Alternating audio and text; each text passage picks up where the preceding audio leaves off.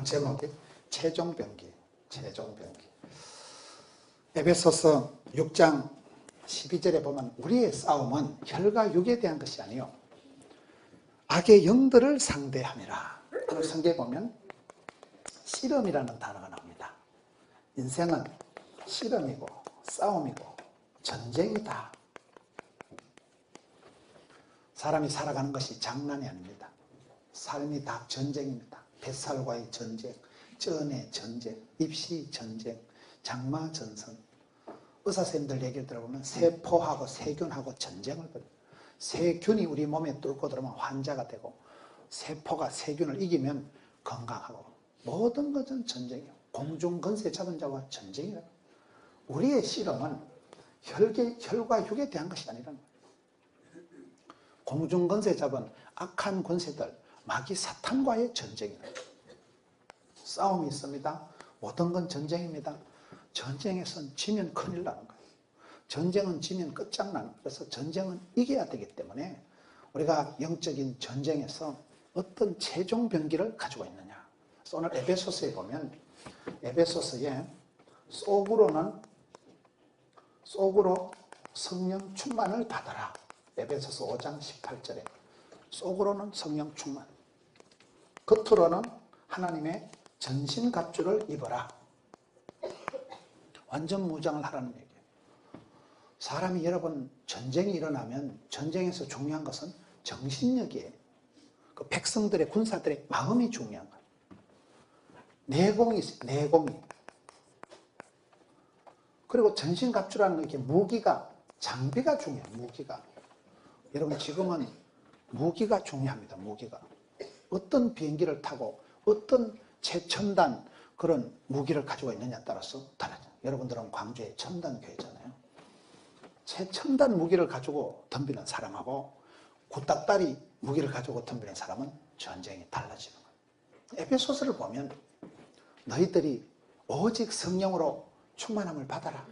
그래서 속이, 내공이 차서 속이 튼튼해지고 건강해져서 성령 충만함을 받으면, 그리고 겉으로 하나님의 전신갑주로 완전 무장을 하면 마귀가 공격을 해올 때 우리가 이길 수가 있다는 거예요. 이거 이 두 가지가 다 필요한 거예요. 오늘 그리고 여기 보면 이제 14절부터 보면 소위 전신갑주가 나온 거예요. 14절부터 보면 진리의 허리띠를 띠고, 그 다음에 의의 호심경을 붙이고, 의의 호심경을 차고, 그 다음에 뭐가 나올까요?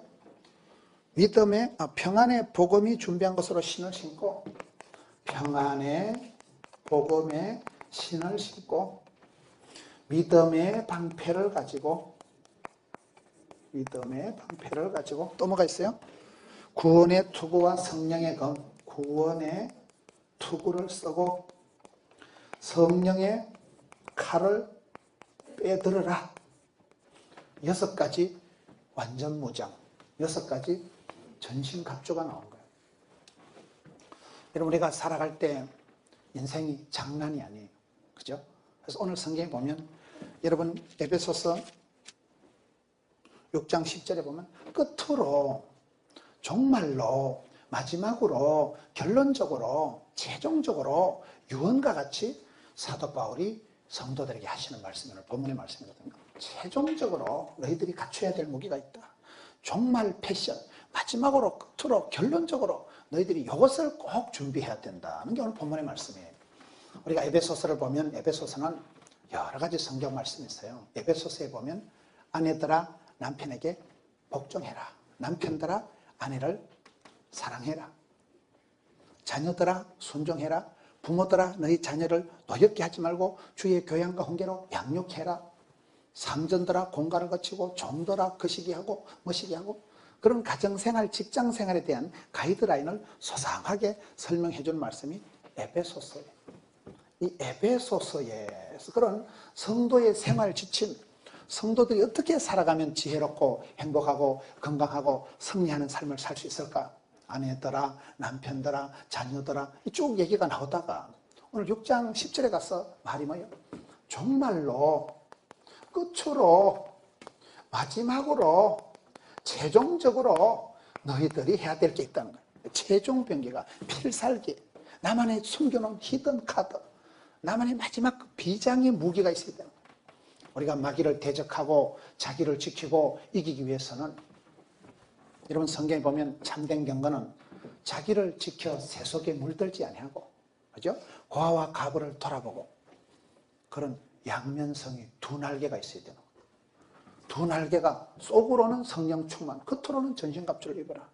사람이 속이 상하면, 마음이 병들면 큰일 납니다. 사람이 걱정을 하고 염려를 하고 고민을 하고 우울하면 죽음에 이르는 병이라고 합니다. 속이 상하면 사람이, 여자가 이 걱정을 팍 하면 얼굴이 팍 상해. 한 일주일만 얼굴이 팍 늙어 그냥. 마음이 고와야 여자지, 여자가 여자지. 속이 편하면, 마음이 편안하면 얼굴에도 표가 나는 거예요. 그죠? 그래서 우리가 신앙생활 할 때 속으로는 성령의, 오직 성령으로 충만을 받아라. 신앙생활은 비우는 게 아니고 채우는 거예요. 성령 충만, 은혜 충만, 진리 충만하면 이 흘러 넘치면서 성령 충만할 때 내가 비로소 사람 구실을 하고, 성령이 임하시면 권능을 받고 권세와 능력을 받으니까 정인이 되고 가서 제자 삼고 사람 구실을 하는 거예요. 성령 충만, 속이 차야 돼. 사람이 내실이, 내공이 차야 돼. 중국 영화 보면요, 내공이 센 것들은 똥이 하면 장풍이 나오고요, 중국 무협지를 보면 센 것들은 막 고수들은 독을 마셔도 혀를, 맥을 탁 찝으면 독이 탁 해독이 되고 살아나더라고요. 근데 내공이 약한 것들은 한 대 맞으면 눈깔이 시뻘게 해서 죽어버려요. 해독을 못하는 거예요. 벗어나지를 못하는 거예요. 우리가 속 실력이 있어야 돼요.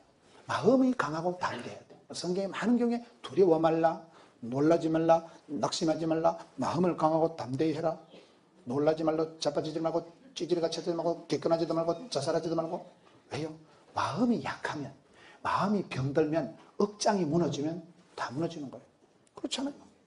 내과 의사 선생님들 말을 들어보면요, 우리 몸의 병의 70, 80%는 마음에서 시작되는데, 특별히 마음의 관계에서, 부부 관계, 친구 관계가 좋으면 사람이 좋아 모든 게 좋아지는데, 마음이 까칠해지고 마음이 막히고 마음이 병들고 마음이 속이 상하면 그게 모든 병이 시작이 되는 거예요.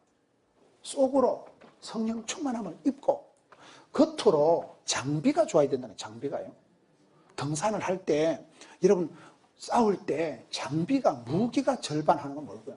요즘은 스텔스기가, 요즘은 레이더 최첨단 시스템이 무기가 절반도 안 해요. 요즘 병원에 가시면, 여러분 병원에 가면 의료 장비가 다 합니다. MRI, CT, 이런 의료 장비가 피 한 방울만 뽑아도 상당한 의학 정보가 피 한 방울에 다 들어있어. 소변 한 방울만 뽑아도 대번에 알아. 당뇨가 있는지, 거시기한지, 뭐시기한지 다 알아요. 임상병리적으로 지금 의학 기술이 발달돼서 장비가, 무기가 힘이 무기가. 그래서 오늘 성경에, 여러분 여기에 장비에 대해서 너희들이 최종 병기가 있어야 된다. 마지막 히든 카드를 잊지를 마라. 너희가 이 세상에 살아갈 때는, 이 세상은 모든 건 전쟁이라는 거예요. 전쟁. 전쟁엔 지면 안 되는 거예요. 그래서 이 전쟁에서 이기기 위해서는 오늘 말씀을 봅시다. 10절에 끝으로 너희가 주 안에서와 그 힘의 능력으로 강건하여 지고.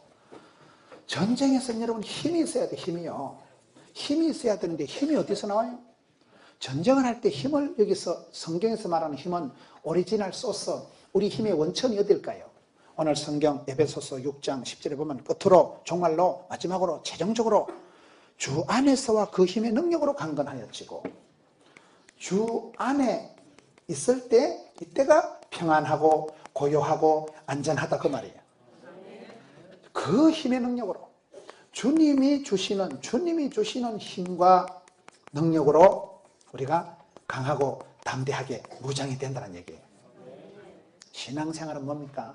사람을 의지하지 말고 사람한테 도움을 받으려고 꿈도 꾸지 마세요.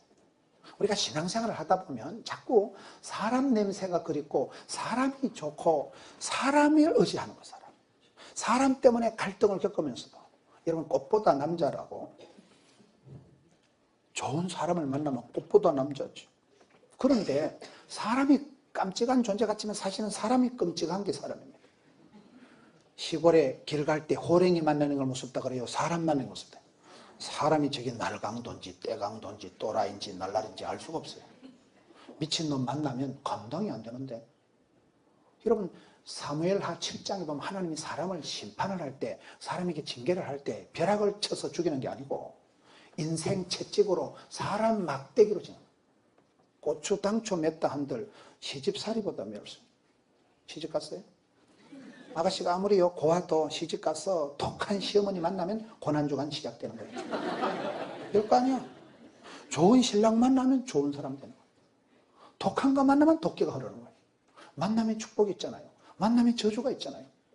그래서 우리가 실험을 할 때 처음에 중요한 것은, 내가 힘이 없으면 집니다. 내가 힘이 없으면 죽습니다.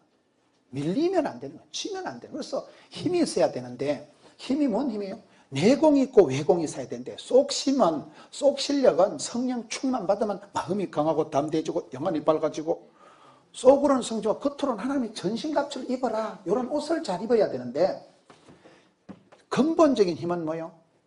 여러분 요한복음 15장에 보면 포도나무의 비밀이, 포도나무 가지는 줄기에 붙어만 있으면 돼. 붙어. 접촉 불량이 되면 안 돼. 바짝 붙어야지. 설 붙어 있으면 불납니다. 여호와를 가까이 하니 내게 복이라. 하나님하고 바짝 붙어 있어야 돼요. 포도나무 가진 줄기에 착 붙어 있으면, 포도나무 가지가 지가 뭐 날 좀 보소 애쓸 필요가 없어요. 붙어만 있으면 뿌리에서 밑에서 다 에너지가, 소스가, 산소가, 수분이, 영양가가 올라온다 이 말이에요. 주 안에 있을 때가 가장 안심되고, 여러분 디모데후서 2장에 보면 너희는 은혜 안에서 강하라. 은혜 안에 있을 때 강하라. 너희는 그리스도 예수의 강한 용사다, 강한 병사다. 언제까지 젖병이나 쪽쪽 빠는 거는 유치 찬란한 어린애같이 살지 말고, 나는 가수다, 나는 군사다, 나는 용사다. 강하고 담대한 이제는 그리스도의 정병이 용사라는 거예요. 여러분 거기서는 은혜 안에서 강한 거예요. 주 안에 있을 때 평안한 거예요. 누가복음 15장에 보면 탕자에 비유해서, 탕자의 문제가 뭐예요? 탕자가 아버지 집에, 아버지와 함께 있을 때는 안심이 되는데, 집을 떠나면서부터 방황이, 방탕이, 헷갈리제이션이 시작되는 거예요. 집을 떠나면 독립을 하고 혼자 사업을 하면 잘 되지 싶었지만은, 집을 떠나면서부터 이게 일본 말로 아리까리하고, 독일 말로 애매모호하고, 아프리카 말로 긴가민가하고, 중국 말로 갸우뚱하고, 프랑스 말로 알쏭달쏭하고, 이게 애매하게 되는 것도 아니고 안 되는 것도 아니고 성공한 것도 아니고 실패한 것도 아니고 애매합니다. 우리의 힘은 주님 안에 썼습니다. 사람을 의지하고 사람을 자랑하고 사람한테 위로를 받고 사람한테 도움을 받으려고 꿈도 꾸지 마세요. 그 부분에 우리가 자꾸 실패하는 거예요. 그렇게 사람 때문에 피눈물을 흘리고 또 사람을 찾고 또 사람을 사모하고 또 사람의 도움을 바라보고 사람 앞에 위로받으려고 하면서 사랑하면 상처받고 믿는 도끼 발등 찍히고 기대하면 실망하고 다람쥐 쳇바퀴 돌듯이 바보 같은 짓을 반복적으로 하는 건 여기에서 문제가 있어요. 우리의 힘은 주를 의지하는 믿음에서 오는 거예요. 만복의 근원이신 하나님, 주신 자도 취하신 자요 흥망성쇠 생사하복 생로병사 희로애락을 주신 자도 취하신 자도 간섭하신 자도 하나님이십니다. 새 힘을 주시는 분도 하나님이에요. 여호와를 앙망하라. 아침마다 새 힘 주시는 분이 하나님이신데 요거를 미리 못을 박네요. 끝으로 종말로 마지막으로 최종적으로 할 말이 있는데, 너가 사람 앞에 위로받으려고 사람 앞에 도움을 받으려고 하지 마라. 주 안에 있을 때가 안심하고 그 힘의 능력으로부터 너희들이 새 힘을 얻고 얻는다. 요거를 이제 못을 딱 받는 거예요. 그 다음에 11절 마귀의 관계를 능히 대적하기 위하여. 여러분 우리가 전쟁에서는요 주적 개념이 좋아야 돼요. 우리의 대적이 누구냐 이 말이에요. 여기서 누구라 그래요? 우리가 싸워야 될 대상은 마귀라는 거예요. 마귀 사탄하고 우리가 싸운다는 거예요. 여러분 다윗이 성공한 것은 다윗이 엘리압 형님하고 안 싸우고 골리앗하고 싸운 거예요. 사울왕이 실패한 것은 사울왕은 마귀를 대적 안 하고 다윗 왕을 묵상하다가 다윗 때문에 열받고 다윗을 향해서 사람들이 다윗은 만만이요 사울은 천천히요 그 말에 허파가 히떡 뒤집어져가지고 시기와 질투하는 마음 때문에 갱년기 장애가 나타나가지고 그래가지고 자존심이 상해가지고 다윗을 죽이려고 하다가 자기가 먼저 죽은 사람이 사울왕입니다. 우리가 항상 상대를 대적을 잘 분별해야 돼요. 피하 간에 적과 아군을 구분을 해야 돼요. 저는 오늘 한국교회가 큰 시험이 뭘까요? 마귀가 사탄이 전술 전략을 써서 전선을 혼란시켜버리는 거예요. 우리가 싸워야 될 대상이 누군지 헷갈리는 거예요. 이게. 여러분, 마귀를 대적해야 되는데 마귀가 누구예요? 마귀가 피를 질질 흘리고 마귀가 시커먼 무슨 망토를 덮어쓰고 그렇게 귀신같이 나타나면 우리가 분간이 되는데 마귀가 그렇게 안 나타나고 광명한 천사같이 나타나요. 너무나 우아하게, 섹시하게, 럭셔리하게, 우아하게, 엘레강서하게 나타나기 때문에 피하간이 구분이 안 된다니까요. 이게 마귀인지 이게 사랑인지 구분이 안 되는 거예요. 그게 지금 문제라니까요. 마귀의, 오늘 11절에 마귀의 관계를 능히 대적해라. 마귀의 관계가 뭐예요? 마귀는 관계라는 말은 속인다, 간사하게 속이는 걸 말해요. 마귀는 속이는 자의 말씀. 전쟁을 할 땐요, 적이 누군지 구분을 해야 돼. 적을 구분 안 하고 우리 군인한테 따공따공 하면 되겠어요? 여러분, 하나님께서 사랑하라고 부부간에 결혼을 시켜놨는데 남편을 향해서 적과의 동침, 시어머니를 향해서 사랑과 전쟁 이렇게 나가는 거예요. 하나님 사랑하라고 붙여놨는데 영안이 어두워가지고 피하간에 구분이 안 되는 거예요. 어느 게 마귀인지 어느 게 남편인지 구분이 안 돼도 남편을 보고 마귀를 대는 거예요. 할머니 할아버지 텔레비전에 나와서 퀴즈대 하는데 할머니 남편을 두 자로 얘기하는 게 왼수 이래가지고 그러지 말고 전생연분 네 자로 얘기하는 게 평생왼수 이런다고. 남편을 사랑하라고 했는데 뭐 때문에 남편을 평생왼수로 대하냐 말이에요. 이게 헷갈리제이션이어서 마귀는 속이는 자입니다. 여러분 성경에 보면 베드로전서 5장 8절에 너희 대적 마귀가 우는 사자같이 두루다니며 삼킬 자를 찾는다. 마귀는 저와 여러분을 할 수만 있으면 잡아먹으려고 우는 사자와 같이 배가 고파서 으르렁거리는 그런 우는 사자와 같이 삼킬 자를 찾아서 온 땅을 두루 헤매고 껄떡거리는 존재가 있다니까요. 여러분들이 아무리 순진한 채 해도 악하고 더럽고 조직적이고 강하고 거시기한 마귀 사탄 공중건세 잡은 악한 세력이 있다 없다? 요래 물으면 대답하는데 살아갈 때는 도무지 생각이 안 나. 영감 저 썩을 놈이 저 마귀 새끼 같은 놈이 사랑하라고 붙여놓은 사람을 시어머니를 보고 마귀 할멈같이 생각하고 며느리를 보고 마귀 새끼같이 생각하고 이거의 문제다 이 말이에요. 마귀는 괴계를 관계라는 건 속인다 이 말이에요. 광명한 천사같이 나타나니까 너무나 매력적이니까 희떡 넘어가 버려요. 누가복음 22장 31절에 보라 사탄이 너희를 밀가부로 탄다. 밀가부로 탄다는 건 옛날에 시골에 가면 키라는 게 있어요. 키라는 게 시골에 가면 이렇게 넓적하게 생겼는데 거기다 밀을 넣고 보리를 넣고 까불 흔들면요 쭉정이는 밖으로 나가고 알곡은 안으로 쏙 들어오는 게 까불하는 키라는 게 있어요. 그거를 마귀가 우리를 넣고 흔들어 밀가부로 태. 까불 해가지고 영빨이 떨어지는 것들 희득 날아가는 거예요. 내공이 약한 것들 한 방에 날아가 버려요. 내공이 쏙 실력이 없으면 무기가 신통찮으면 한 방에 나가 떨어지는 거예요. 마귀의 밥이 돼버리는 거예요. 요한복음 8장 44 너희 아비 마귀는 거짓말쟁이요 살인자요 거짓의 아비가 되었습니다. 마귀라는 존재는 본래 거짓말하고 속이고 죽이는 거예요. 요한복음 10장 10절에 보면 도둑놈은 와서 빼앗고 죽이고 도둑질하고 멸망시키는 것뿐이요. 우리 예수님은 생명을 주시고 풍성케 하시는 분이지만 마귀는 할 수만 있으면 우리를 죽이려고 지옥으로 끌고 가려고 작당을 준동을 장난질을 하는 존재 속이는 자들은 속이는 마귀는 원래가 그 거짓의 앱이에요. 마귀는 원래가 사기꾼이에요. 마귀는 원래가 살인자예요. 우리가 그걸 영안을 구분을 못하면 피하간에 적과 아군을 분간을 못한다. 이거 있잖아 오늘 한국교회에 사탄 마귀가 주는 고도의 전술 전략이라고 생각합니다. 오늘 나중에 보면요 진리의 허리띠다 의의 흉배다 평안이다 믿음이다 이 좋은 말들이 다 나오거든요. 이게 헷갈리는 거예요. 용어가 2단 3단들이 이 용어를 다 쓰니까 여러분 2단 3단들이 좋은 용어를 다 갖다 쓰니까 정통교회에서 이 좋은 말들을 잘 쓸 수가 없는 거예요. 많은 사람들이 여러분 사랑하라고 붙여놓은 부부지간에 원수같이 싸우고 전쟁을 하고 고부간의 갈등 부부간의 갈등 적과의 동침 사랑과 전쟁이 들어가기 때문에 오늘 이 시대는 전쟁이고 씨름인데 제일 문제가 피하간에 구분을 못한다는 거예요. 적이냐 아군이냐를 분간해야 되는데 오늘 성경은 너희 대적 마귀가 있다. 너희 대적 네가 대놓고 싸워야 될 적이 사탄 마귀라는 걸 구분하라는 거예요. 마귀의 관계를 능히 대적하기 위해서 하나님의 전신갑주를 입어라. 이것을 입을 때 우리가 능히 대적, 시험 감당. 하나님께서는 고린도전서 10장 13절에 감당치 못할 시험을 준다 안 준다? 그걸 꽉 믿으세요. 이 일은 망할 일이 아니다. 이 병은 죽을 병이다. 믿으셔야 돼요.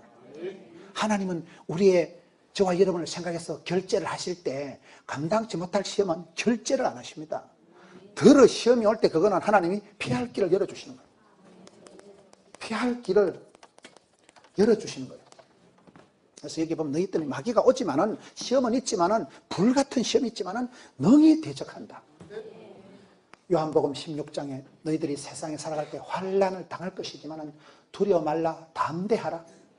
담대한 게 뭐예요? 썰개 담자 큰 대자. 담대하라는 건요, 약간 간땡이가 부은 듯이 마음을 강하고 담대하라. 놀라지 말라, 떨지도 말라, 쫄지도 말라, 기꺼나지도 말라. 마음을 강하고 약간 간땡이가 부은 것처럼 해야 놀래면, 충격 받으면, 쇼크 먹으면 사람 우울증이 와버립니다. 공황장애가 와버립니다. 너희가 능히 대적할 것이다.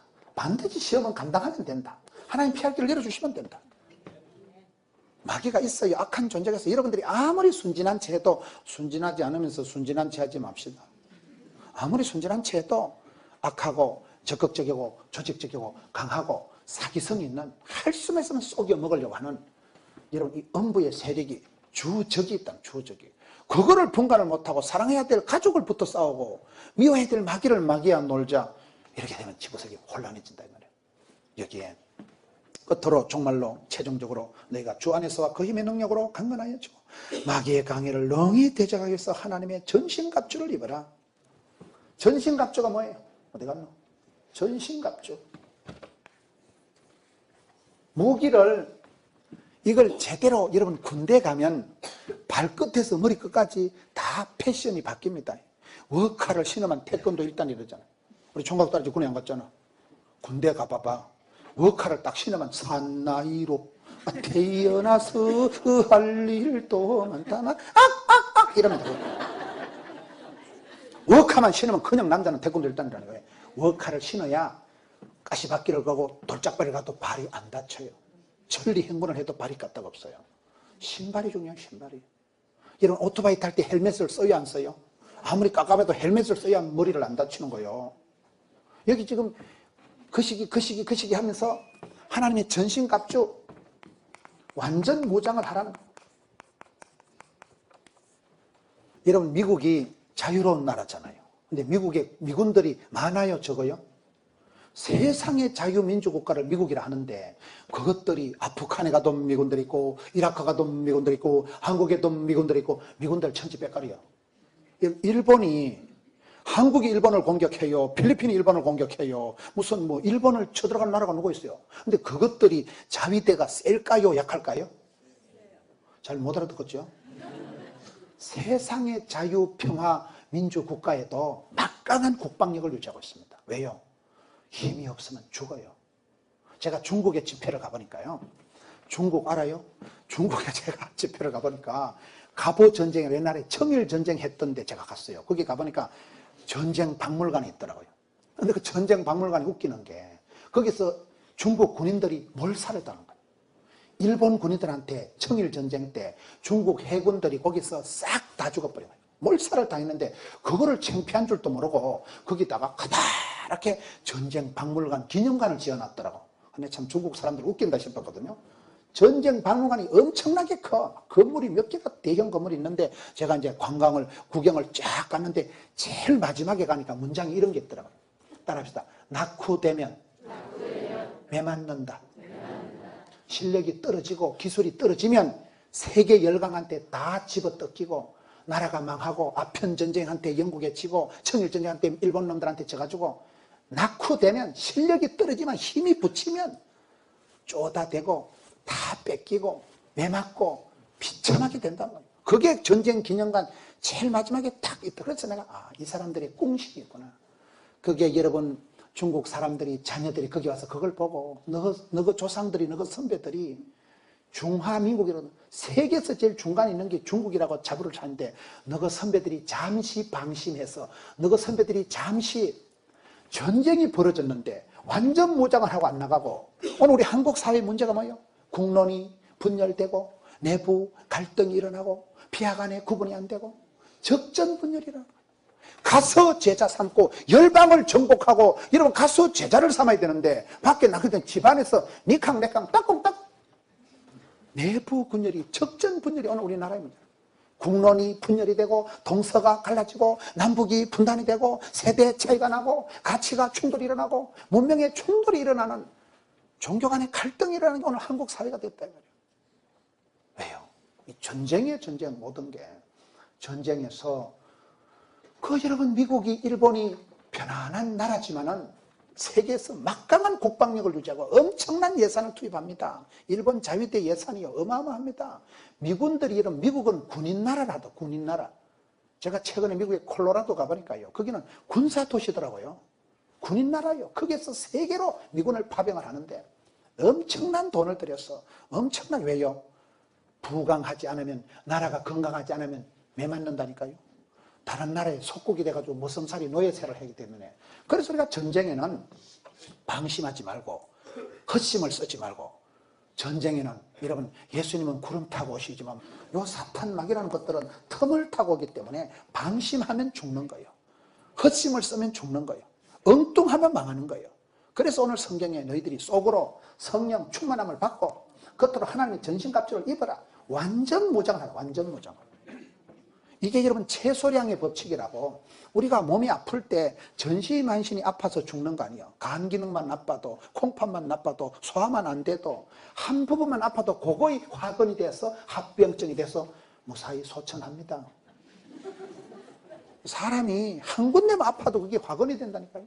세균이, 바이러스가 요따만하지만 요따만하게 들어와서 전시만시, 오염, 감염, 전염이 되면 골로 갑니다.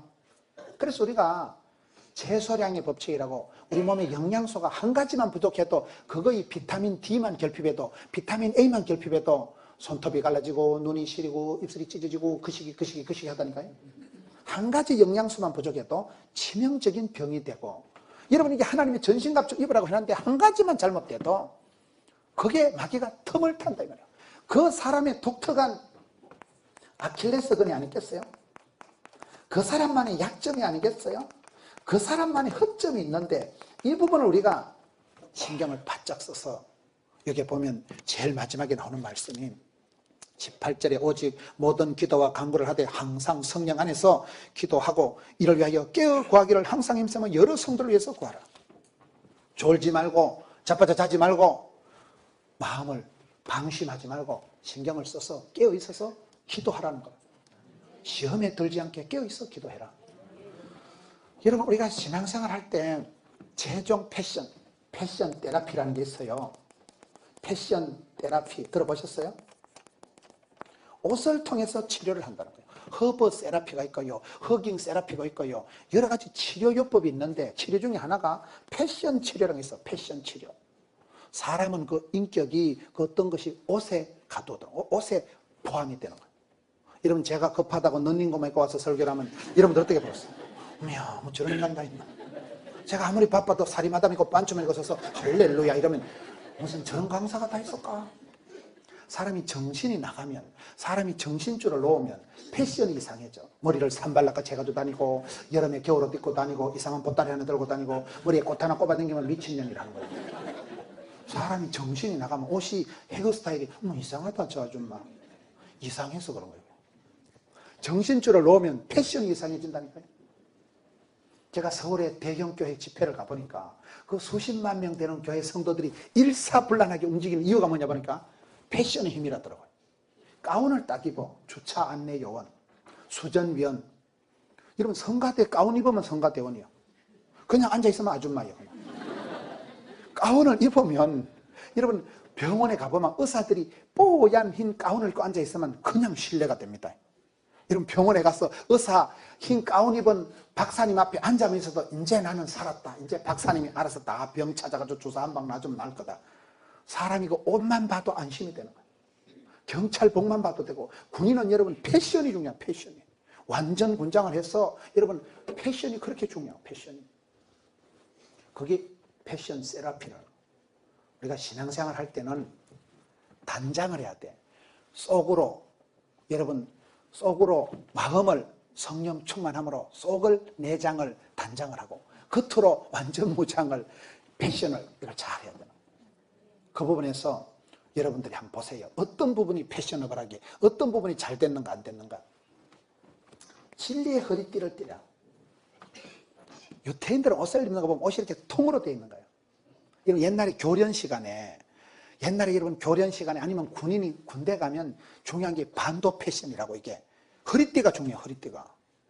여러분 급하다고 허리띠도 안 메고 들고 뛰면 되겠어요? 와지가리 쑥 내려오는데. 이스라엘 백성들은 통으로 된 옷에 허리띠를 벌건 묶어야 그 반도를 차야 교련 시간에 그 허리띠를 차고 거기에 수통도 걸고 이쪽에 단검 칼도 차고 이쪽에 수류탄도 걸고 이 허리띠에 모든 걸 다 걸어. 허리띠에. 그래서 허리띠가 첫째 허리띠를 벌고 묶어야 뛰어가죠. 너가 진리에 입각해서 진리의 허리띠를 띠냐? 그리고 의의 흉배 이거는 가슴을 막는 거예요. 가슴을. 여러분 이라크에 전쟁 갔을 때 이라크의 사막의 더운 땅에서 군인들이 여러분 런닝구만 입고 서 있는 거 봤어? 여름에 전투경차들이 덥다고 반쯤만 입고 서 있는 거 봤어? 반쯤 입고 엄매 시원한 거. 그러다가 하얀병 날아면 눈탱이 방탱이 됩니다. 군인들은 여러분 이라크의 중동 지방에 가서 더워도 방탄 조끼를 해야 폭탄이 팍 터지면 호심경, 심장을 방을 한다고. 심장이 멈추면 죽는 거예요. 심장을 다치면 죽는 거예요. 그래서 더워도 방탄 조끼를 해야 총알이 날아올 때, 폭탄이 파편이 날아올 때 심장을 보호한다 이 말이에요. 평안의 신발이 중요합니다. 신발이. 여러분 탕자의 비유에 보면 탕자가 돌아왔을 때 아버지가 새 신을 신겨줍니다.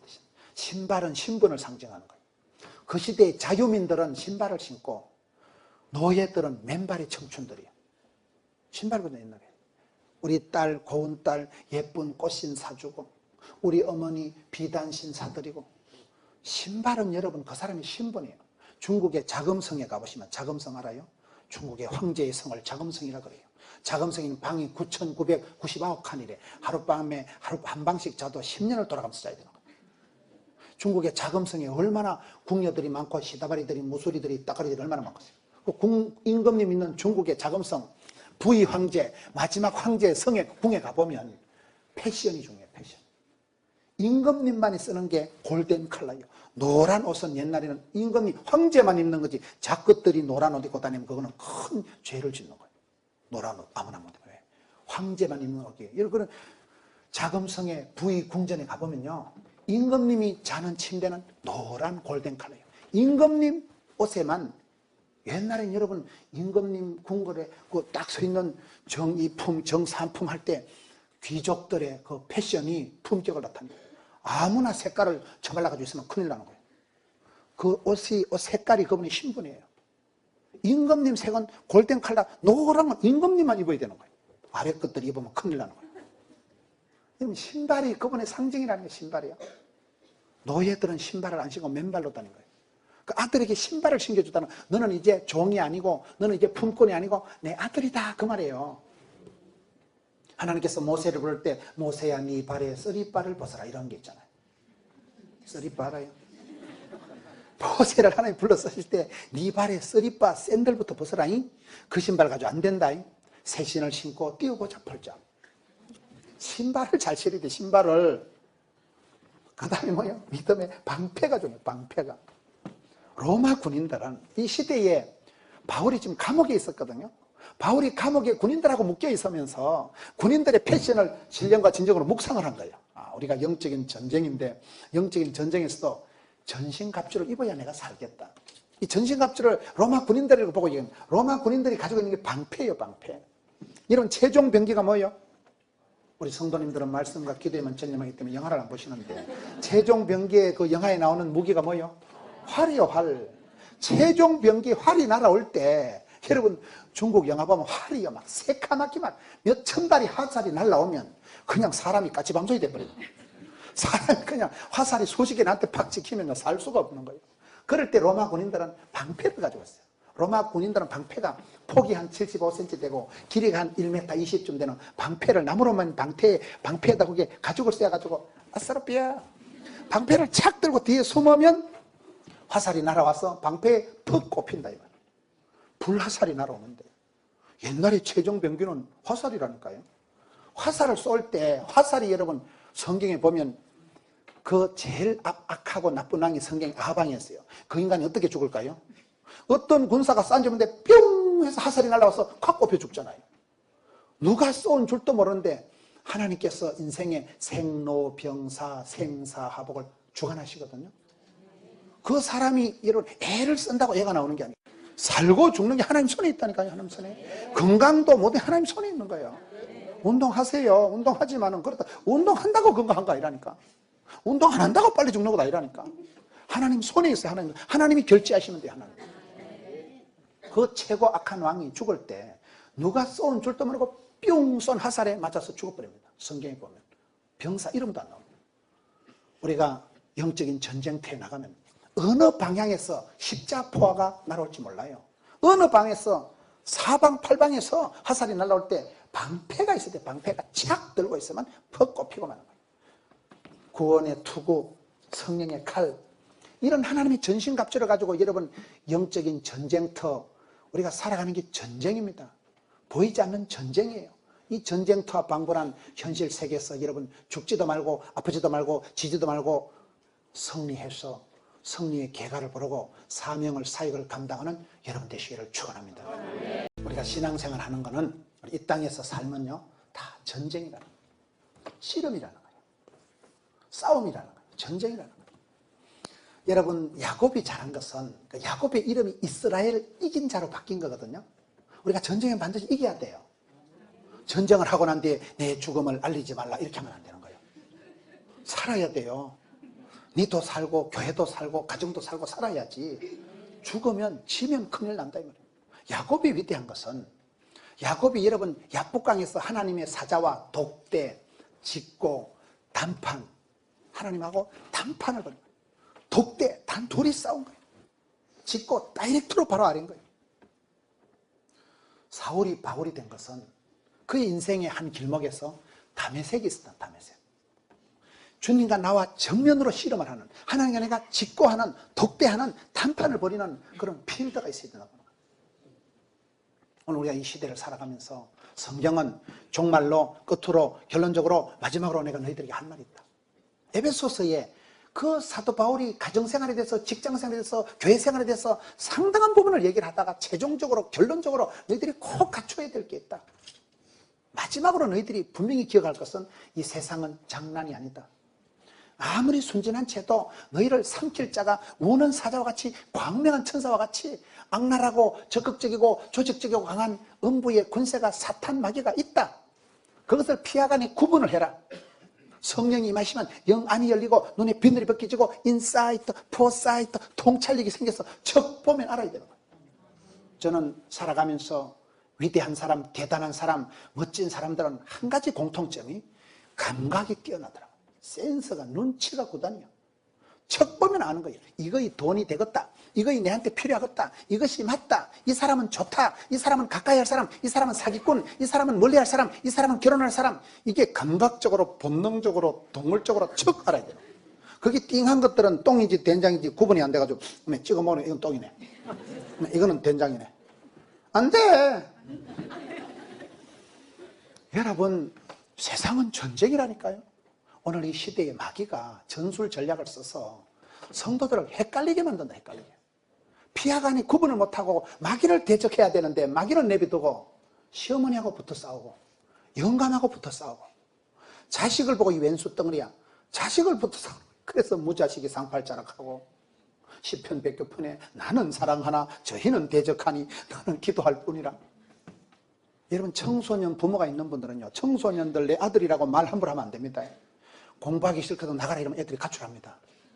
청소년 부모님들은요 청소년들을 내 자식이라 생각하면 안 되고 아프리카의 선교 대상으로 이렇게 봐야 돼요. 특별히 청소년 선교를 하듯이 이렇게 그렇게 생각해야 되지. 함부로 말하면 내 자식이라도 내 말 안 들어. 나가라면 나간다니까요. 아파트 14층에서 뛰어내려 애들이 요즘 애들이. 지금은 그런 시대예요. 지금 대한민국 사회가 갈등 구조, 가치가 충돌이 일어나고 국론이 분열이 되고 이게 통일이 안 되는 통일이 안 되는 전쟁이 난리 법석입니다. 난리 구설지기는데 이거 어떻게 세상이 이렇게 혼란하냐 이 말이에요. 첫째는 우리가 비하간에 구분을 했어. 적인지 아군인지 구분을 해요. 마귀를 대적하라. 여기 오늘 성경 계속 겉으로 네가 주 안에서 그 힘의 능력을 강건해주고 마귀의 강을 능히 대적하기 위해서 하나님의 전신갑주를 입어라. 마귀는 대적해야 됩니다. 대적하기 위해서는 내가 힘이 있어야 돼요. 힘이 있기 위해서는 주 안에서 은혜를 공급받고 주님 주시는 그 새 힘으로 무장을 해서 정말 패션 세라피 이 중에 한 가지만 문제가 생겨도 화살이 날아와가지고 해필 그 약점을 그 아킬레스건을 그 빈틈으로 퍽 꼽히면 내가 죽는 거예요. 그래서 우리가 깨어 있어야 되는데 이거 여러분 진리의 허리띠, 의의 훈배 이게 6가지가 있는데 이것이 다 밀접하게 연관이 되어 있는 건데 중요한 것은 이것을 보면요 굉장히 중요한 말씀이에요. 진리, 의, 평안, 믿음, 구원, 성령 굉장히 기독교를 핵심적으로 대표할 수 있는 단어들이 다 나오기 때문에 제가 여러분들이 이 말을 들어도 잘 헷갈려. 진리 허리띠가 뭐예요? 반죽 고무줄이요 뭐예요? 허리띠가 뭐예요? 진리의 허리띠라는 것은 여러분 군인들은 허리띠를 반도를 차고 허리띠에다 모든 무기를 칼을 수통을 그게 다 건다니까요. 이게 성도들이 살아가는 모든 삶의 자세가 진리의 입각에서 살아야 돼. 진리의 입각에서 참이냐 거짓이냐 진리냐 비진리냐 거기에서 근본적인 고민을 해야 돼요. 오늘 우리 한국 사회의 문제가 뭘까요? 제가 봤을 때는 가장 문제가 진정성이에요. 진정성. 사람들이 안 믿어. 사람들이 그 사람을 믿어주질 않는 거예요. 진실이 의심받는 거예요. 진정성이 안 느껴져요. 그렇잖아요? 진리가 소풍을 가서 그런 거예요. 그래서 오늘 성경에 우리가 허리띠가 제일 기본이다. 군장을 꾸릴 때 완전 무장을 할 때 첫째 허리띠를 볼것 메고 거기다 무기를 걸고 칼을 차고 수통을 걸고 허리띠에다 모든 걸 줄줄이 사탕으로 거는데 여기서부터 문제가 진리의 허리띠냐. 진리가 뭐예요? 참, 진실. 제가 좋아하는 찬송이요. 제가 찬송을 잘 안 부르기 때문에 찬송을 잘 못 부르지만 586장의 찬송 이런 찬송. 어느 민족 누구게나 결단할 때 있나니 참과 거짓 싸울 때에 어느 편에 설 건가. 주가 주신 새 목표가 우리 앞에 보이니 빛과 어둠 사이에서 선택하며 살리라. 진리냐 비진리냐 참이냐 거짓이냐 빛이냐 어둠이냐 계속 우리 앞에 선택할 기회가 옵니다. 그럴 때 우리가 돈이 된다고 재밌다고 진리가 아닌 것을 따라가면 죽습니다. 진리를 따라가. 진리를 고상하고 아름답다 진리 편에 서는 일 진리 위해 억압받고 명예이익 잃어도 비겁한 자 물러서나 용감한 자 굳세게 낙심한 자 끄적거라. 순교자의 빛을 따라 주의 뒤를 쫓아서 십자가를 등에 지고 진리 따라 사는 자는 전진하리 언제나. 악이 비록 성하여도 진리 더욱 강하다. 진리 따라 살아갈 때 어려움도 당하리. 우리 가는 그 앞길에 어두운 장막 덮쳐도 하나님이 함께 계셔 항상 지켜주시리. 이런 찬송을 부르면 가슴이 비장한 느낌이 듭니다. 돈이 된다고 재밌다고 엉뚱한 데 끌떡거리지 말라는 거예요. 성도의 길은 진리에 입각해서 진리를 따라갑니다. 목에 칼이 들어와도 엄청난 손해를 보고 핍박을 받고 오해를 덮었어도 진리 편에 서는 자, 진리에 입각해서 모든 것이 거기서부터 시작이 된다는 거예요. 예수님은 길이요 진리요 생명이요 부활이요 이렇게 나와요. 예수님을 따라가면 길을 찾았으니까 내비게이션이 필요 없고 예수님을 따라가면 진리를 만났으니까 틀림이 없고 변함이 없다 이 말이에요. 진리를 따라가는 사람이 성도의 길이에요. 진리의 허리띠라는 게 뭐예요? 우리가 무엇을 판단하고 선택하고 가고 행하고 무슨 일을 하든지 이게 진리냐 비진리냐, 예수님이 기뻐하시는 거냐 안 기뻐하시는 거냐, 예수님 편에 서는 거냐 마귀의 편에 서는 거냐. 핵심이 진리라니까요. 대학은 진리의 상아탑. 진리를 따라가요. 진리를 따라가.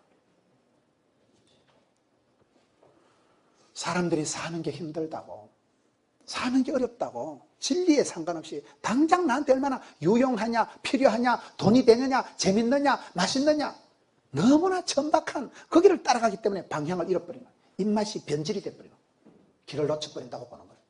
성도의 삶의 기준은 진리냐 비진리냐, 참이냐 거짓이냐, 그것에 입각해서 주의 길을, 진리의 길을, 예수님 기뻐하는 길을 진리 따라 사는 자는 이렇게 나간다 이 말이에요. 내가 선택을 할 때 진리를 따라 선택한 사람은 후회가 없습니다. 하나님께서 뒷감당을 다 해주시더라고요. 근데 당장 돈 한 푼 때문에 당장 자기의 유익을 따라 살아가면 비참하게 돼버려요. 허리띠를 띠되 진리의 허리띠를 띠라. 의의 호심경은 뭘까요? 의롭다는 것은 간단하게 얘기하면 하나님하고 사이가 좋은 걸 의롭다고 하는 거예요. 하나님하고 내가 똑바른 걸, 하나님하고 내 사이가 좋은 걸 의롭다고 하는 거예요. 여러분, 하나님하고 사이가 좋은 증거가 뭐예요? 하나님하고 사이가 좋다는 표가 뭐예요? 의의 호심경이라는 건, 제가 봤을 때 진리의 평안, 너무 센 단어들이 나오니까 여러분들이 이해가 안 돼. 허리띠를 그냥 뭐 가죽띠인지 뭐 악어띠인지 뭐 이런 걸로 하면 쉽게 이해가 될 텐데, 고무줄인지 새끼줄인지 뭐 이렇게 하면 이해가 될 텐데, 진리의 허리띠를 하니까 헷갈린다니까요. 의의 흉배도 그래. 의의 호심경은 뭐예요? 하나님과 내강 사이가 좋으면 심장 떨릴 일이 없다 이 말이에요. 심장 상할 일이 없어요. 그럼 하나님하고 내가 편한 것, 이 의라는 단어가 많이 나와요. 보면 시편 37편에 보면 25절에 의인의 자식이, 의인이 버림을 받거나 의인의 자손이 걸식하는 것을 본 적이 없다. 시편 92편에 가서 보면 의인은 종려나무와 같이 번성하고 백향목같이 성장하리라. 마태복음 6장 3절에 너희는 먼저 그의 나라와 그의 일을 구하라. 그래야 모든 것을 하나님이 보너스로 주십니다. 제가 여수에 집회를 갔는데요, 여수에 집회 가니까 그 한정식 집을 데려가더라고요. 한정식은 부산 가도 많은데 뭐 때문에 한정식을 가까이? 반찬이 80가지가 나오더라고요. 처음부터 설명을 안 해줘가지고 제가 그 찌개다시 알아요? 썩개다시, 그 찌개다시라고 메추리알 5개 다 까먹고 호박전 다 뜯어먹고 앞에 그 허접한 거 찌개다시 싹 먹고 나니까 막 도다리 광어회가 나오는데 손도 못 댔잖아요. 헛배가 불러가지고 쓸데없는 걸 너무 많이 먹어. 성장 과정이 불우한 사람들은 찌개다시에 먹을 겁니다. 그거 싹 끌고 먹고 나니까 뒤에 오리지널 메인 메뉴가 나오는데 손도 못 댔잖아요. 여러분, 스테이크 집에 가서 스테이크를 먹어야지만 김치 안 준다고 성질내는 사람이 있어요. 우리가 핵심 가치를 붙잡아야 되지, 메인을 먹어야 되지, 뭐 때문에 찌개다시에 씨잘데없는 것에 헛배를 불려가지고 나중에 정작 먹을 걸 들어갈 배가 없이 만드냐 이 말이에요. 신앙생활을 곧다구로 하는 사람들이 있어요. 찌개다시에 목숨 걸지 맙시다. 사소한 데 목숨 걸지 맙시다.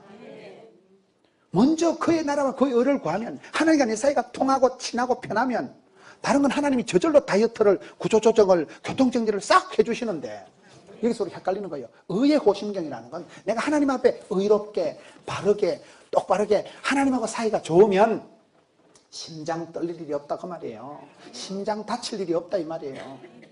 사람이요, 되게 놀라거나 큰 쇼크를 받으면 심장병이 생깁니다. 저희 어머니는 70대 중반에 심장병 수술하셨잖아요. 그렇잖아요. 심장이 터진다니까요. 내가 하나님 앞에 의롭게 바르게 안 살아가면 심장이 터져버려요.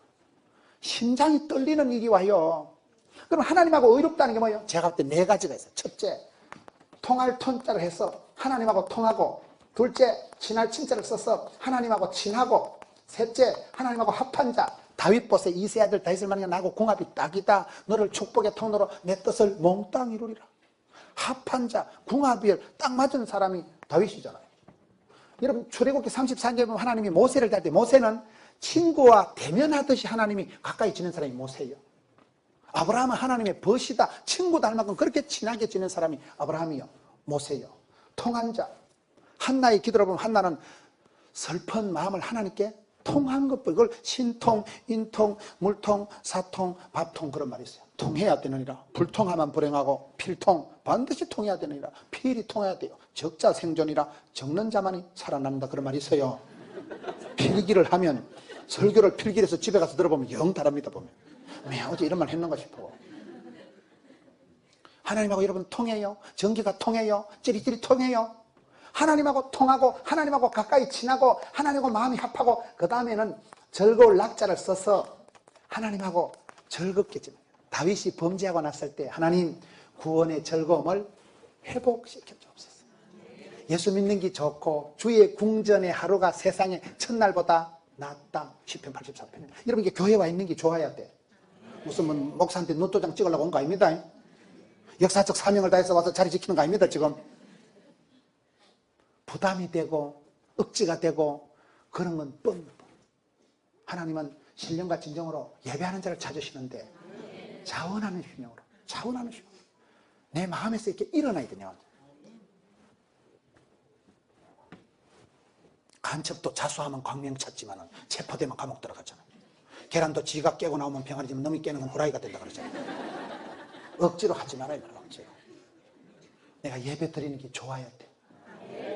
여러분들이 어떤 데 가는 것보다도 예배당에 와 있는 게 편안하고 즐겁고 내 기도하는 그 시간 그때가 가장 귀하다, 즐겁다, 재밌다, 스마트하다, 아싸라비야 이렇게 나가야 돼. 그게 저는 의롭다고 그래요. 하나님과 내 사이가 통해야 돼. 통해야 돼. 신통해야 돼. 기도 중에 제일 좋은 기도, 주님 제 마음 아시지요? 제 속 터지는 마음 아시지요? 주님 알아주시면 되는 거예요. 세상 사람 날 몰라줘도 주님 내 마음 아시면 오케이, SK. 하나님이 내 마음 짚어주시면 되는 거예요. 하나님과 내가 통하냐 이 말이에요. 어디까지 통하냐? 찌릿찌릿합니까? 하나님하고 친하다는 증거를 한번 대봐봐. 하나님하고 친한 증거를. 출애굽기 17장에 모세가 손을 들면 하나님이 얼른 들어주신다니까. 화장실에 빨간 손 올라와도 하나님 신경 안 써요. 모세 손만 알아봐. 모세 손만. 손을 던져 이기고 요셉이가 손을 대는 것마다 여호와의 축복이 나타나고 하나님이 그 터치할 때 손을 달러 근데 화장실에 빨간 손 그건 신경 안 쓴다니까. 하나님 평소에 하나님하고 친하고 평소에 주여 그럼 하나님 얼른 알아봐. 그래 아그야 왔냐? 밥은 먹고 사냐? 얼른 알아봐. 얼른. 천국 갔는데 하나님이 우리 집에 왜 왔니? 너 누구? 그럼 되겠어. 하나님이 얼굴 까고 너가 누구냐? 번지를 잘못 찾았냐? 넌 지옥 가야 되겠다. 그럼 좋겠어요? 안 좋겠어요?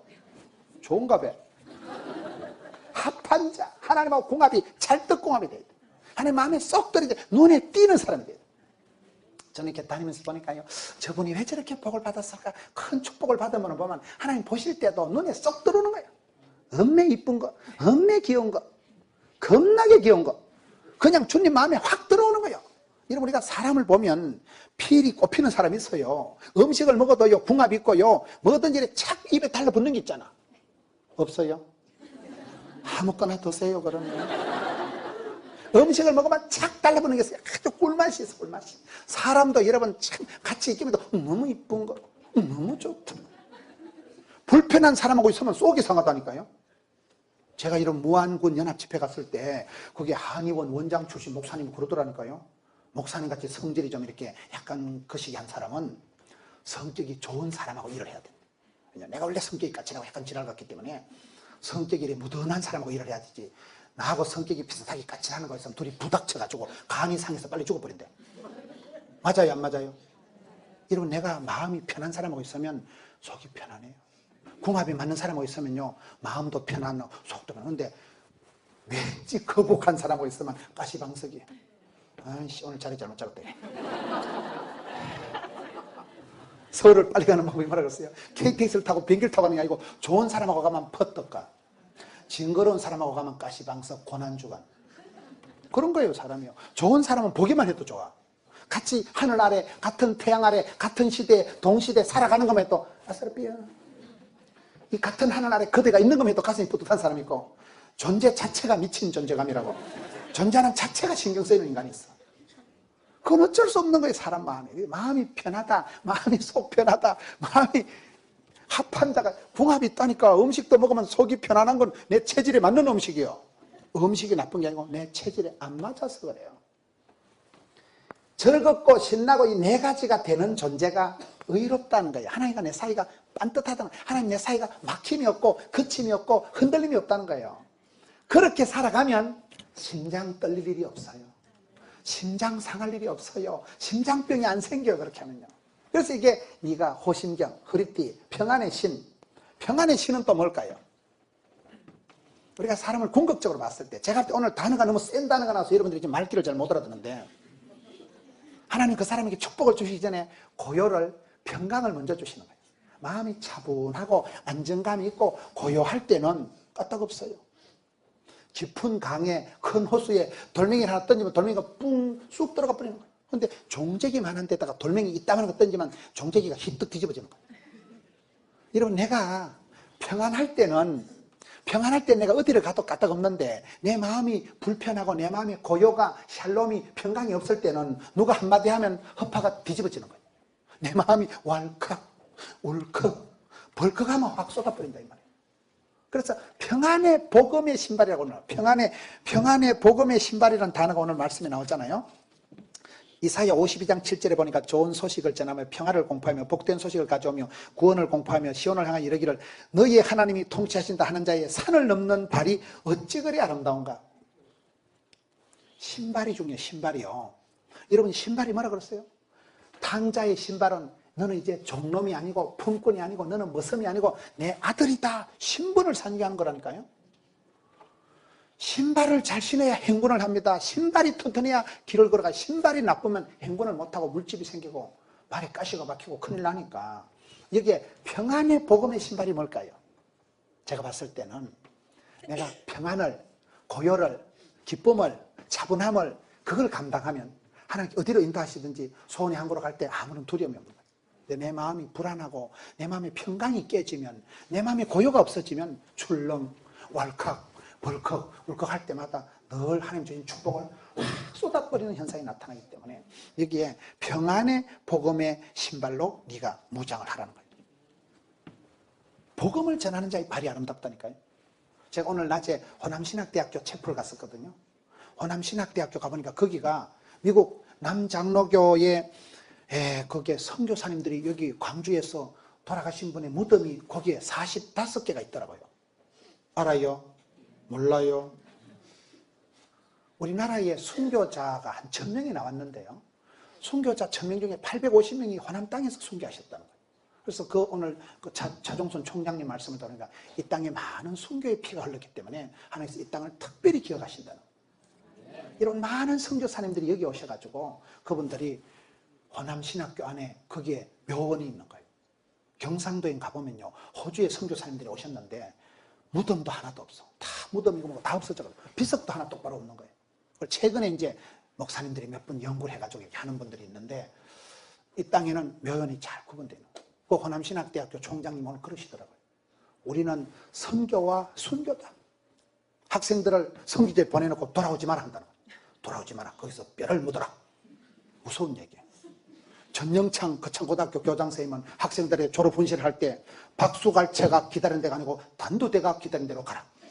인기가 있는 데로 가지 말고 인기가 없는 데로 가라. 봉급 적게 주는 데로 가라. 그게 여러분 잘 되는 길이에요. 이번에 서울시장 되신 박원순 씨를 보면요, 그분은 항상 모험의 길을 택했다 그러잖아요. 검사를 때리치우고 6달 만에 인권 변호사가 되고, 인권 변호사가 됐으면 돈을 벌겠어요. 그러다 시민운동을 하고 계속 모험의 길, 도전적인 캐릭터로 나갔다 그러더라고요. 우리 그게 어렵습니다. 돈을 따라, 인기를 따라 움직이기가 쉬운데 한 시대를 변화를 시키는 사람들은요, 역사의 바람을 일으키는 사람들은 어려운 길을 택하고 힘든 길을 택하고, 그 호남신학대학교 학생들, 졸업생들, 너희는 선교지로 가라. 가서 제자 삼으라. 가서 돌아오지 말라는 거예요. 거기서 죽어버라는 거예요. 그게 순교의 피를 뿌리고 그게 묻히면, 여러분 왜 그런 말씀을 하시는가 하면, 호남신학대학교 안에 그 교정에 있는 그 ON 그 묘비가 있더라고요. 거기에 자손이 80년 만에 손자가 찾아왔다 그래요. 그분이 거기에 뼈를 묻고 돌아가시고 난데 그의 손주가 딱 80년 되는 해에 와서 거기 와서, 아, 여기가 우리 할아버지 무덤이구나. 그러니까 우리가 선교지에 나가서 순교를 하면 거기 죽는 게 아니고 영원히 산다는 거예요. 거기서 오히려 역사를 불러 깨운다는 거예요. 여러분 그렇습니다. 복음을 전하는 자의 발이 아름다운 거예요. 패션 중에도 하나님께서는 여기에 평안의 복음의 신발을 신으라. 그 다음에 믿음의 방패. 믿음의 방패가 뭘까요? 우리가 원턴 원치 않던 우리의 삶 속에는 온갖 불화살이 날아옵니다. 십자포화가 날아옵니다. 여러분 신앙생활 할 때 칭찬받고 박수 받으려고 꿈도 꾸지 마세요. 열심히 교회 봉사해보면 별소리가 다 들려와. 그럴 때 우리가 믿음으로 배짱으로 이걸 안 나가면 내가 심장이 상하고 내가 자폭, 자해적인 현상이 나타나고 금방 우울증이 와버려요. 여러분 교회에서 봉사 열심히 한다고 누가 칭찬하는 거 아닙니다. 성가대 열심히 한다고 칭찬. 저 여자는 노래도 못하는 게 앞에 서서 빠마한 거 자랑하려고 별소리를 다 해. 별소리를. 십자포화가 날아온다고. 불화살이 날아오는데 그때 걸리기 위해서는 믿음의 방패가 있어야 돼요. 믿음의 방패가 뭡니까? 저는 제가 이렇게 사람들을 볼 때 큰 믿음의 은사가 있는 분들이 일을 잘하더라고요. 목숨 걸고 사역을 하고 죽기 살기를 하고. 히브리서 11장 6절에 믿음이 없이는 하나님을 기쁘시게 할 수도 없고 하나님께 나아가는 자는 그가 계신 것과 자기를 찾는 자들에게 상 주시니심을 믿어야 할지니라. 살아계신 주님, 나의 하나님께서 나의 가는 길을 하시고 나의 집구석을 하시고 나의 체질을 하시고 좋으신 하나님을 믿는 사람은 나가면 거기 계시고 찾는 자에게 상 주시고 두드린 자에게 이뤄주시고 사모하는 자를 만족해 주시고 부러지는데 크고 비만을 주시를 믿기 때문에 은혜 보좌빛 다 안 돼 나간 거예요. 쪽팔려도 나가고 가난해도 나가고 아파도 나가고 무식해도 나가고 못 먹어도 고다 거침없이 막힘없이 지붕 뚫고 가게 가는 거예요. 나가면 거기 계시고 찾는 자에게 상 주는 믿음이 있기 때문에 거침없이 나가는 거예요. 믿음이 없으면 믿어지지가 않고 믿음이 없으면 못합니다. 금방 그만두고 사표내고 때리쳐버리면. 믿음의 방패를 가지고 데살로니가전서 1장 3절에 보면 믿음이가 역사를 일으키거든요. 믿음대로 때 여러분 예수님이 기적을 행하실 때 따라 네 믿음이 크도다. 내가 이스라엘에 이만한 믿음을 본 적이 없노라. 믿음대로 꿈꾼 대로 될지어다. 믿음의 분량을 따라 기적을 행하십니다. 믿음이 없다. 믿음이 적은 자들아. 믿음이 적으면 아무것도 안 하고 예수님께서 신발을 털고 먼지를 털고 지나가십니다. 우리가 믿음이 부도나지 않도록 믿음이 짜버리지 않도록 믿음의 방패를 가지고 막아야 돼. 믿음의 방패. 나의 하나님께서 나의 가는 길을 하시고 하나님 합력해서 선을 주시고 감당지 못할 힘을 안 주시고 믿음의 방패가 있냐면 믿음의 방패가. 사람은 다 약합니다. 말 한마디에 억장이 무너집니다. 어떨 때 말 한마디 하면 집에 가서 잠을 못 잡니다. 다 약해. 우린 질그릇처럼 깨어지기 쉬운 존재이기 때문에 담대한 믿음, 큰 믿음의 방패를 가지고 그리고 구원의 투구를 써야 돼. 구원의 확신이 있는 사람은 구원 확신이 뭐예요? 여러분 사람이 마지막 죽을 때는 구원받냐 심판받냐 그거예요. 죽느냐 사느냐 이거의 문제로다. 여러분 마지막 죽을 때 천국 입구에 가서 구원받은 사람은 영생의 벌 받고 쑥 들어가지만은 구원을 못 받은 사람은 지옥으로 영영한 형벌로 떨어져야 됩니다. 지옥에 가는 게 좋겠어요? 천당 가는 게 좋겠어요? 안 가봐서 잘 모르겠어요? 그때 가서 판단해 보실래요? 구원의 투구를 써라. 여러분 오토바이를 탈 때 군인들이 보면 아무리 더워도 헬멧을 써야 해도 머리가 보호가 된다는 거예요. 머리를 다치면 사람이 힘들어요. 머리를 다치면. 그래서 깝깝해도 헬멧을 쓰고 투구를 이걸 써야 머리가 보호가 되게 돼요. 모든 것은 여기서부터 판단, 결정, 선택하잖아요. 사람이 두뇌를 다치면 머리를 다치면 상당히 심각해지기 때문에 구원의 투구를 쓰고 그리고 성령의 검을 빼들어라. 유일한 공격 무기가 이 검이에요. 칼이에요. 예수님께서도 마태복음 4장에 보면 이 무기를 3번 쓰십니다. 성령에게 이끌려 마귀에게 시험을 받으러 가는 게 마태복음 4장에 나옵니다. 그럴 때 마귀가 밀가부로 타고 예수님을 공격할 때 사람이 경험할 수 있는 대표적인 유혹을 미혹을 사탄이 3가지로 시험하거든. 그럴 때 예수님 어떻게 하십니까? 구약에 기록된 말씀을 가지고 사람이 떡으로만 살 것이니 하니 입으로 나는 말씀으로 살 것이냐. 말씀의 검을 빼들고 성령의 검, 오늘 말씀 보세요. 구원의 투구와 성령의 검 곧 하나님의 말씀을 가지라. 말씀을 가지고 마귀를 물리친 게 마태복음 4장에 예수님께서 이 칼을 딱 3번 쓰셨다니까요. 여기서 말씀은 레마라고 그래. 레마. 그냥 스치고 지나가는 말이고 내 가슴팍에 와닿는 내 삶의 간정이 되고 내 삶에 확 와닿는 레마. 말씀이 육신이 되어서 내게 간증거리가 되는 말씀, 레마라고 그래요. 레마. 그냥 지나가는 말씀이 아니고 내 가슴에 와서 확 박힌 말씀, 피가 되고 살이 되는 말씀, 간증거리가 되는 말씀. 믿음은 들음으로, 들음은 말씀으로, 사람이 떡으로만 살 것이 아니라 하나님으로 넘어도 말씀으로 살기 때문에 저는 목회를 경험해 보니까요, 하나님과 사람이 복을 주시니 꼭 메시지를 주셔요. 여러분 이게 부흥회 때 시간마다 은혜 안 받아도 돼. 한 구절만 은혜 받으면 돼. 한 구절만. 호랑이는 죽어서 가족을 남기고 사람은 죽어서 이름을 남기고 크리스찬은 간정거리를 남기는데 유명한 분들 보세요. 유명한 분들은 간정이 있어요. 간정. 그분만의 삶의 히스토리가 있는데 간정이 뭡니까? 제가 볼 때 성경 2구절 따는 한 구절이더라고요. 이 목포 출신, 여러분 이 동네 출신 많은 분들이 있어요. 신원그룹의 박성철 장로님, 이랜드 박성수 장로님, 가난농군학교 김용기 장로님, 이분들이 꼭 붙들고 살아간 말씀이 마태복음 6장 3절 먼저 그의 나라와 그 일을 구하라. 그 말씀 붙들고 평생을 살아. 한경재 목사님은 항상 기뻐하라, 쉬지 말고 들어라. 청년 때 부흥에 참석했다. 그 말씀 듣고 청년 때부터 그 말씀 항상 기뻐하다 보니까 98년이 기득 지나갔다고 그러잖아요. 말씀 한 구절만 붙잡으면 평생의 구호가 되고 간증이 되고, 내가 말씀을 붙잡지만 말씀이 나를 질질 끌고 가는 거예요. 말씀이 좌우의 날선 검이 되어서 교훈과 책망과 바르게 함과 의로 교육하기 유익하고, 말씀이 취하는 광신을 바라고, 말씀의 검을 가지라 해요. 말씀의 검. 말씀의 검이 있어요. 칼이 있어야 돼. 칼이. 유일한 공격 무기가 이거란 말이에요. 이것을 갖추기 위해서 너희들이 정말로 끝으로 최종적으로 마지막으로 유언적으로 너희들이 할 말이 있다. 최종병기를 갖추어라. 최종병기가 뭐냐 이 말이에요. 속으로 겉으로 이렇게 양면을 갖추고, 그리고 너희들이 완전 모장을 해라. 빈틈을 보이지 마라. 마귀에게 아킬레스건을 약점을 보이면 죽는다. 이것을 갖추고 18절 봅시다. 모든 기도와 간구를 하되 항상 성령 안에서 기도하고 이를 위하여 깨우고 이를 항상 힘쓰며 여러 성도들을 위해서 구하라. 기도 외에는 하나님이 권능을 주시는 법이 없다고 성경에 되어 있거든요. 아침에 기도는 하루를 여는 열쇠고 저녁에 기도는 하루를 채우는 자물통이라 했으니까 쉬지 말고 기도해라.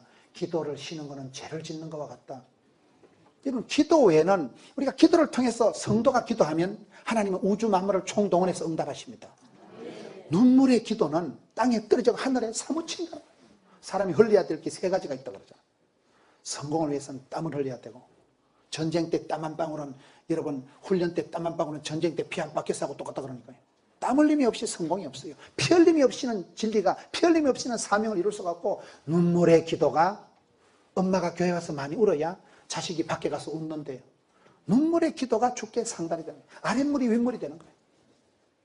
눈물의 기도가 주께 상달이 되고 응답이 되고, 눈물의 기도는 땅에 떨어지지 않아요. 하늘에 사무친다는 거예요. 여자가 온열에 한을 품으면 어찌 될까요? 서리빨이 내리지. 난 그게 기도라고 보는 거예요. 여러분들이 교회 오실 때 다 행복해서 즐거워서 오는 건 아니에요. 답답해서 울고 분해서 울고 깝깝해서 울고, 그럴 때 엄마의 눈물이 땅에 떨어지지 않고 하늘에 찬송이 사무치고 기도가 주께 상달이 되듯이, 눈물의 기도는 주께 상달이 되면 하나님께서 100배로 갚아주신다. 여기서 너희가 모든 기도와 간구를 하되 성령 안에서 기도하고 깨어 구하기를 항상 힘쓰며, 항상 기뻐해라, 쉬지 말고 기도해라, 범사에 감사라, 똑같은 말이잖아요. 목숨 걸고 기도하는, 우리가 기도에 문제가 있다고 하는, 기도에 이 모든 것이 구설이 서말이라도 깨어야 법이지. 그걸 엮어 깨는 게 기도예요. 주여 도와주시고, 주여 살려주시고, 주여 기름 부어주시고, 주여 불쌍해 주시고. 주님 앞에 기도할 때 하나님께서 몸과 마음을, 여러분 속으로 성령 충만 받는데 누가복음 11장 13절에 보세요. 구하는 자에게, 기도하는 자에게 좋은 것을 성령을 주시지 않겠느냐. 이거 진짜 좋은데, 남자한테 진짜 좋은데, 진짜 좋은 게 뭐예요? 성령님이에요. 성령이여 임하사 충만하게 하소서. 헛된 마음 버리고, 성령이 임하면 쉴 때면 생각이 안 나요. 성령이 임하면 영안이 밝아지고 인사이트, 포사이트, 통찰력이 생겼어. 쉴 데 없는 생각이 안 나고 핵심이 파악되고 살 길을 찾아지고 신령한 뜻이 사모가 되고 관심사항이 달라지고 피하 간의 적군이 구분이 되는 거예요. 적 보면 알아, 적 보면. 그러나 성령 충만 못 받으면 죄밖에 못 줘. 죽을 짓을 하고 엉뚱한데 강명한 천사 보면 너무 섹시한 거 희뜩 잡아줘 버려.